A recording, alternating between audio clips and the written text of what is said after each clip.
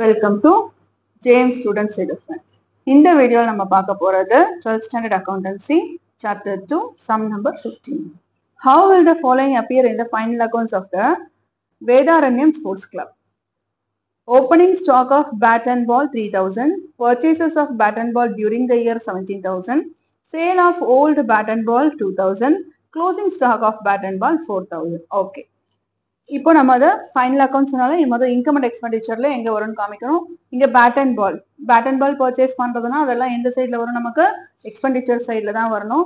Expenditure சைட்ல bad and பால்னு heading போட்டுக்கலாம். இங்க ஓப்பனிங் இருக்கு, க்ளோசிங் இருக்கு, பர்ச்சேசஸ் இருக்கு. என்ன ஃபார்மேட் நம்ம சொல்லியிருக்கோம், ஓப்பனிங்கோட பர்ச்சேசஸ் ஆட் பண்ணணும், க்ளோசிங்கை மைனஸ் பண்ணணும். Okay, so opening stock of bat and ball 3000, purchases of bat and ball 17,000, add பண்ணா 20,000. இந்த sale of old bat and ball இருக்கு. சேல் பண்ணும்போது நமக்கு அது என்னது, இன்கம் இல்லையா? அப்ப அது எந்த சைட்ல வரணும், இன்கம் சைட்ல வரணும். ஸோ இன்கம் சைட்ல sale of old bat and ball 2000 நம்ம காமிக்கிறோம்.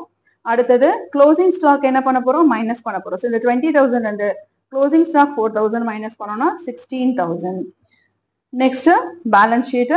பேலன்ஸ் ஷீட்ல நமக்கு க்ளோசிங் ஸ்டாக் மட்டும் தான் அசெட் சைட்ல காமிக்கணும். ஸோ அசெட் சைடில் closing stock of bat and ball 4000 காமிச்சாச்சு. இங்கே இன்னொரு தடவை நல்லா சொல்றேன், கவனிச்சுக்கோங்க. இங்கே நம்மளோட ஃபார்மேட் என்னது, opening stock add purchase minus closing. அதுதான் நம்ம எங்க எக்ஸ்பெண்டிச்சர் சைடில் பண்ணணும். இங்கே sale of old bat and ball கொடுத்துருக்காங்க. இது வந்து நமக்கு இன்கம், அப்போ அது இன்கம் சைடில் நம்ம காட்டணும். ஓகேவா? அவ்வளோதான் இந்த சம். That's it. தேங்க்யூ.